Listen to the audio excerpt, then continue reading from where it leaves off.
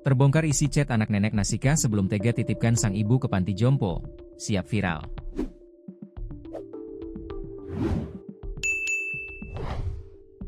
Isi chat kedua anak yang menitipkan nenek Nasika, 74, di panti jompo di Kuah Ketua Yayasan Gria Lansia Husnul Hatimah, Arif Chamra. Adapun percakapan tersebut terjadi sebelum lansia tersebut diantarkan ke Gria Lansia Husnul Hatimah. Arif Chamra sudah memperingatkan Fitria, kalau pantinya hanya menerima orang tua terlantar yang sudah tidak memiliki keluarga. Dirinya menjelaskan bahwa jika Nasikah dititipkan di Gria Lansia, Sri dan Fitria tidak akan diberikan kabar apapun soal ibu mereka. Bahkan jika nantinya Nasikah meninggal dunia, dua anaknya itu tidak akan diberitahu. Tolong dipertimbangkan ulang, sebab serah terima orang tua terbuka, saya unggah di medsos. Kalau ramai nggak apa-apa, tulis Arif Chamra melansir dari tribunjakarta.com, Minggu, 29 Juni 2025. Siap Pak, tulis Fitria. Apa sampean gak menyesal nanti, tulis Arif Chamra. Ini serah terima terbuka dan total, karena di Gria Lansia itu kalau masih punya anak, enggak bisa masuk. Kecuali serah terima total, sampean nggak akan bisa ketemu ibu lagi. Sampean juga nggak akan dikabari kalau ibu meninggal.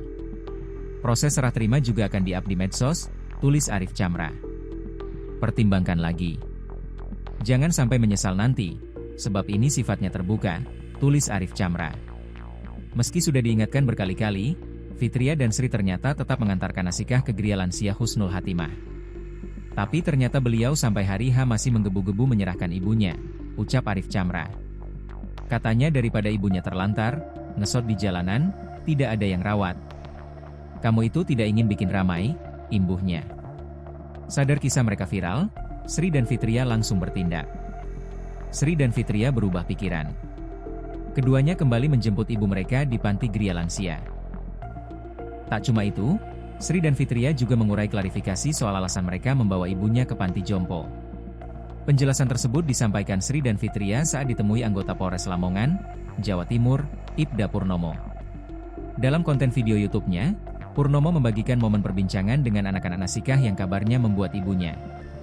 Jujur kaget, kok ada dua anak perempuan, anak kandung lagi, bahasa tulisannya apa? Tanya Purnomo. Membuang, ujar Fitria.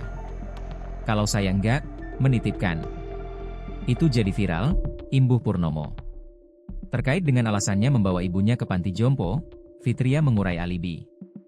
Bukan maksud membuang, Fitria mengaku cuma ingin ibunya punya tempat yang layak.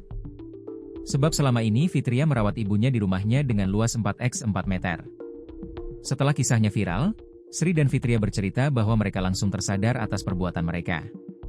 Sri dan Rahayu segera menjemput ibu mereka.